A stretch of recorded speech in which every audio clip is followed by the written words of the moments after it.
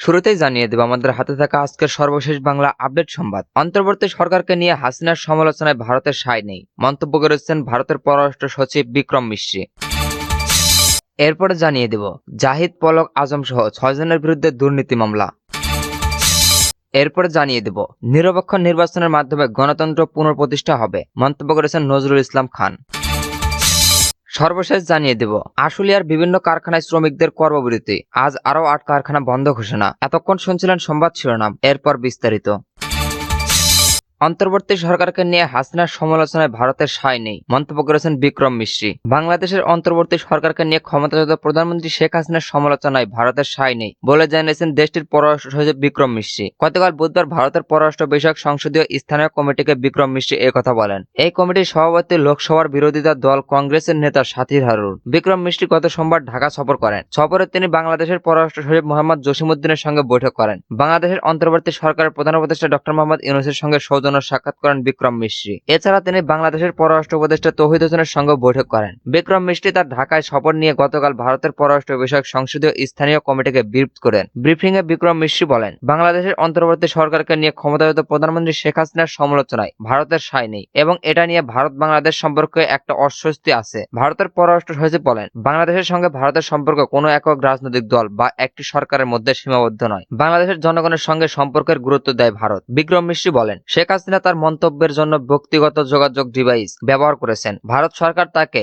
এমন কোন প্ল্যাটফর্ম বা সুযোগ সুবিধা দেয়নি যা দিয়ে তিনি ভারতের মাটিতে বসে রাজনৈতিক কর্মকাণ্ড চালিয়ে যেতে পারে। এটি তৃতীয় কোন দেশের অভ্যন্তরীণ বিষয়ে ভারতের হস্তক্ষেপ না করার ঐতিগত রীতির অংশ। বিক্রম মিশ্রির এই বক্তব্য তাৎপর্যপূর্ণ, কারণ শেখ হাসিনা বাংলাদেশের প্রধান উপদেষ্টা ডক্টর মোহাম্মদ ইউনূসের নেতৃত্বাধীন অন্তর্বর্তী সরকারের সমালোচনা করে ভিডিও বার্তা দিয়ে এসেছেন। পররাষ্ট্র বিষয়ক সংসদীয় স্থানীয় কমিটিকে বিক্রম মিশ্রি বলেছেন, ঢাকা সফরকালে তিনি অন্তর্বর্তী সরকারকে জানিয়েছেন, বাংলাদেশের সঙ্গে ভারতের সম্পর্ক একটি বিশেষ রাজনৈতিক দল বা একটি নির্দিষ্ট সরকারের মধ্যে সীমাবদ্ধ নয়। বাংলাদেশের জনগণের সঙ্গে সম্পর্কের অগ্রাধিকার দিয়েছে ভারত। তারা বাংলাদেশের বর্তমান সরকারের সঙ্গে কাজ করবে। বাংলাদেশকে দক্ষিণ এশিয়া ভারতের বাণিজ্য ও যোগাযোগের বৃহত্তম অংশীদার হিসেবে বর্ণনা করেন বিক্রম মিশ্রি। তিনি বলেন, সাম্প্রতিক বছরগুলোয় দুই পক্ষ রেল যোগাযোগ, বর্ষা যোগাযোগ, অন্তর্বর্তী নৌপথ নির্মাণ করেছেন। তবে তিনি পররাষ্ট্র বিষয়ক সংসদীয় স্থানীয় কমিটিকে জানিয়েছেন, দুই দেশের মধ্যে যাত্রাবাহী রেল পরিষেবা স্থগিত হয়ে গেছে। বিক্রম মিশ্রি বলেছেন, বাংলাদেশের সংখ্যালঘু সম্প্রদায়ের ওপর সহিংসতা অভিযোগের স্বীকৃতি নিয়ে ভারত উদ্বেগ ছিল। তবে সবশেষে খবর হলো, শেখ হাসিনার সরকারের পতনের পর থেকে এই সংক্রান্ত সহিংসতায় ঘটনায় 88 জনকে গ্রেপ্তার করা হয়েছে বলে জানিয়েছেন বাংলাদেশ কর্তৃপক্ষ।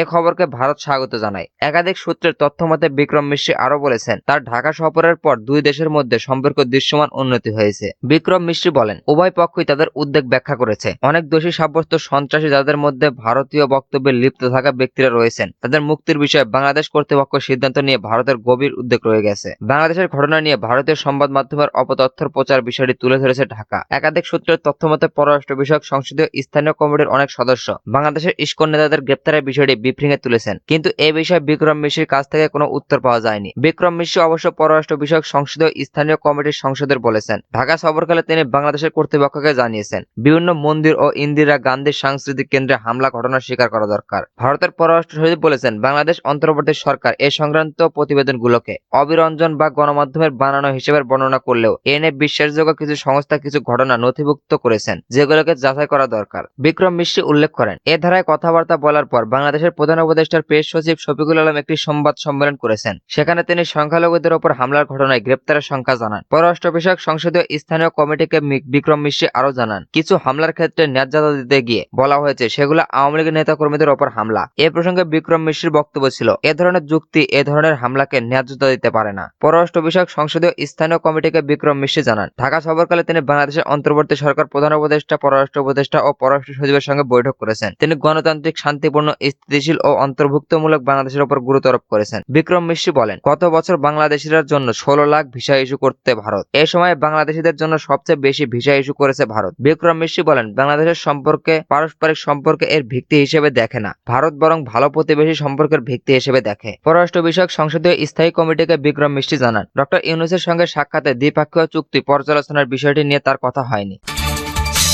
জাহিদ পলক আজম সহ 6 জনের বিরুদ্ধে দুর্নীতি মামলা। অবৈধ সম্পদ অর্জনের অভিযোগে সাবেক স্বাস্থ্যমন্ত্রী জাহিদ মালিক ও তার ছেলে সাবেক ডাক টেলিযোগ ও তথ্য প্রযুক্তি প্রতিমন্ত্রী জুনায়েদ হোসেন পলক ও তার স্ত্রী এবং সাবেক বস্ত্র ও পাট প্রতিমন্ত্রী মির্জা আজম ও স্ত্রীর বিরুদ্ধে পৃথক 6টি মামলা করেছে দুর্নীতি দমন কমিশন দুদক। আজ বৃহস্পতিবার দুদকের প্রধান কার্যালয় থেকে এ সিদ্ধান্ত নেওয়া হয়েছে বলে জানান সংস্থাটির জনসংযোগ কর্মকর্তা আফতারুল ইসলাম। সাবেক স্বাস্থ্যমন্ত্রী জাহিদ মালিকের বিরুদ্ধে 61,56,00,000 টাকা এবং তার ছেলে রাহাত মালিকের বিরুদ্ধে 11,84,00,000 টাকার জ্ঞাত আয় বহির্ভূত সম্পদ অর্জনের অভিযোগ আনা হয়েছে। সাবেক ডাক টেলিযোগ ও তথ্য প্রযুক্তি প্রতিমন্ত্রী জুনায়েদ আহমেদ পলক ও তার স্ত্রী আরিফা জেসমিনের বিরুদ্ধে আনা হয়েছে প্রায় 19 কোটি টাকার অবৈধ সম্পদ অর্জনের অভিযোগ। আর সাবেক বস্ত্র ও পাট প্রতিমন্ত্রী মির্জা আজম ও তার স্ত্রীর বিরুদ্ধে 2 মামলায় 72 কোটি টাকার অবৈধ সম্পদ অর্জনের অভিযোগ আনা হয়েছে।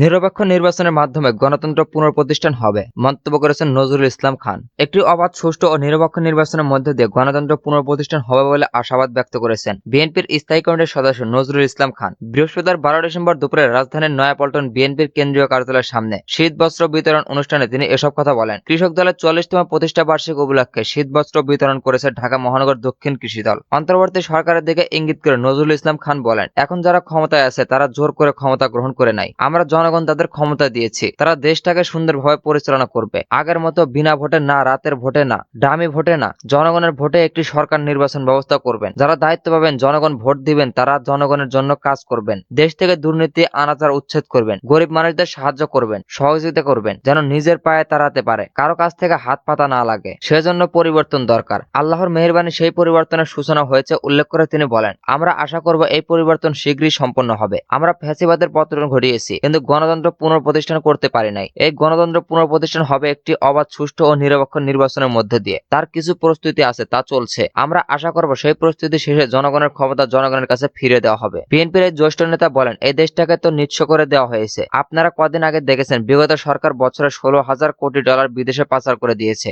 আমরা দেশের গরিব শ্রমিক মধ্যপ্রাচ্যের মরুভূমি বা মালয়েশিয়ার জঙ্গলে কাজ করে যে বৈদেশিক মুদ্রা পাঠায়, সেটা জনগণের কল্যাণ না লাগিয়ে সেটা বাহির পাচার করা দিয়েছে। চুরি ও দুর্নীতি করা তো অন্যায় উল্লেখ করে তিনি বলেন, এরা আওয়ামী লীগ সেই অন্যায়ের পাশাপাশি এই টাকা বাহিরে পাঠানোর অন্যায়ও করেছে। দেশের মানুষের কোনো কাজে আসে নাই। যদি দুর্নীতি আনাজ কমে হতো, তাহলে আমরা এত ভয় বোন এত কষ্ট পারতাম না। বিএনপির স্থায়ী কমিটির এই সদস্য বলেন, আমরা বিএনপি ও অঙ্গ সংগঠনগুলো 16 বছর লড়াই করেছি। 700 এর বেশি নেতাকর্মী গুম হয়েছে, 1000-এরও বেশি নেতাকর্মী খুন হয়েছে, লাখ লাখ নেতাকর্মীদের বিরুদ্ধে মিথ্যা গায়েবী মামলা করা হয়েছে। আমরা থামি নাই। সেই লড়াইয়ের মাধ্যমে গত জুলাই মাসে যে অভ্যুত্থান হয়েছে, তার মাধ্যমে বিশাল ক্ষমতা দাবিদের অত্যাচার, নিপীড়ন, কবজ, জুলুম, কবর রাজনৈতিক নেতা থেকে ফুটপাতের হাকারও রেহাই পায়নি তারা। ঢাকায় মহানগর দক্ষিণ কৃষি দলের আহ্বায়ক মোহাম্মদ কামাল হোসেনের সভাপতিত্বে শীতবস্ত্র বিতরণ অনুষ্ঠানে আরও উপস্থিত ছিলেন কৃষি দলের সভাপতি হাসান জাফির তুহিন, সাধারণ সম্পাদক শহীদুল ইসলাম খান বাবলু, ঢাকা মহানগর দক্ষিণ কৃষক দলের সদস্য সচিব মীর হাসান কামাল।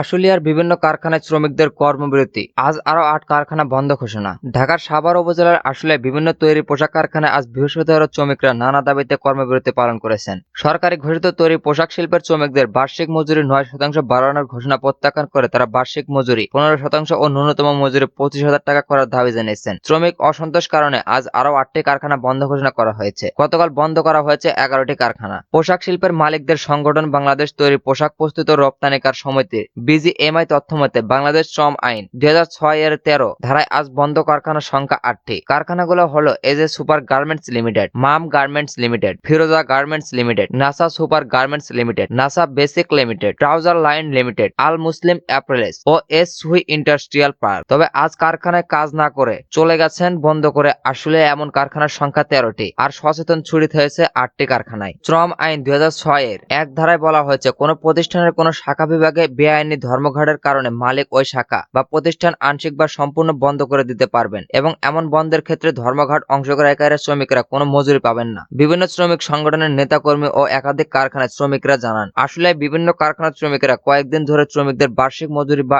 ইনক্রিমেন্ট 15% বৃদ্ধি, ন্যূনতম মজুরি 25,000 টাকা, বার্ষিক আর্জের ছুরি কোয়াকে পুরো টাকা প্রতি বছর পরিশোধের দাবি জানিয়েছেন। এসব দাবিতে কয়েকদিনের মতো আজও আসলে বেশ কয়েকটি কারখানার শ্রমিকরা যথাসময়ে কারখানায় যান, কিন্তু তারা কাজ যোগ না না দিয়ে কারখানার ভেতরে কর্মবিরতি পালন শুরু করেন। এর আগে কয়েকটি কারখানায় কাজ শুরু হলেও কিছুক্ষণ পর কাজ বন্ধ করে দেন শ্রমিকেরা। নিউ এজ গ্রুপের একটি কারখানার নারী শ্রমিক নানা প্রকাশে শর্তে প্রথম আলোকে বলেন, গত শনিবার থেকে সমস্যা হচ্ছিল। ওই দিন বেলা 3টা পর্যন্ত কাজ করেছিলেন। এই কয়েকদিন কারখানায় অল্প সময় কাজ হলেও পরে আবার কাজ বন্ধ করে সবাই বসেছিলেন। আজকে মুঠোফোনে বার্তা পেয়েছেন কারখানার সাময়িক সময়ের জন্য বন্ধ রাখা হয়েছে। তাদের ইউনিট রেট ও বেতন বাড়াতে হবে। অর্জিত ছুটির টাকা পুরোটাই পরিশোধ করতে হবে। বাংলাদেশ গার্মেন্টস ও সোয়েটার শ্রমিক ট্রেড ইউনিয়ন কেন্দ্রের আইন বিষয়ক সম্পাদক খায়রুল মামুন প্রথম আলোকে বলেন, কারখানার শ্রমিকদের সঙ্গে সরকারের কথা বলতে হবে। শ্রমিকদের থামিয়ে দেওয়া যাবে না, সমস্যা দেখাতে হবে। সবাই ষড়যন্ত্রের কথা বলছেন, কিন্তু মূল সমস্যা খুঁজে বের করছেন না। তিনি আরো বলেন, বর্তমান প্রেক্ষাপটে মজুরি বৃদ্ধির দাবি যৌক্তিক। বছর শেষে ছুটির টাকা নিয়ে জটিলতা রয়েছে। শ্রমিকেরা অনেকে বলেছেন বার্ষিক ইউনিট রেট